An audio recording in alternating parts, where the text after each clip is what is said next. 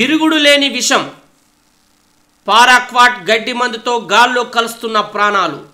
క్షణికావేశంలో ఈ మందు తాగుతున్న రైతులు, ఏ చికిత్సకు లొంగని విషంతో దక్కని ప్రాణాలు. రాష్ట్రంలో ఇటీవల పెరిగిన పారాక్వాట్ మరణాలు, పొలాల్లో పిచికారీ సమయంలోనూ ఆరోగ్య సమస్యలు, పర్యావరణానికి జీవజాతులకు ప్రమాదకరం, నిషేధించాలంటున్న వైద్య నిపుణులు. కాగజ్ నగర్కు చెందిన యువకుడు 35 సంవత్సరాల వ్యక్తి కుటుంబ గొడవలతో గడ్డి మందు తాగాడు. చికిత్స కోసం మంచిర్యాలకు తీసుకెళ్లారు. అప్పటికే కిడ్నీలు దెబ్బతినడంతో ప్రత్యేక డయాలసిస్ చేశారు.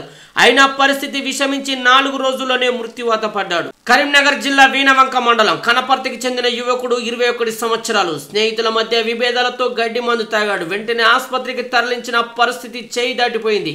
చికిత్స ప్రారంభించిన వైద్యుల యువకుడు బతకడం కష్టమని తేల్చి చెప్పారు. 2 రోజులకి అతడి ప్రాణాలు పోయాయి. పంట చేళ్లలో కలుపు నివారణకు వాడే గడ్డి మందు మనుషుల ప్రాణాలు తీస్తుంది. రాష్ట్ర వ్యాప్తంగా నెలకు 2-3 చోట్ల పారాక్వాట్ గడ్డి మందు తాగి మరణిస్తున్న ఘటనలు జరుగుతున్నాయి. క్షణికావేశంలో ఈ మందును తాగిన వారిని కాపాడుకునేందుకు విరుగుడు కూడా లేక నిండు ప్రాణాలు గాల్లో కలుస్తున్నాయి.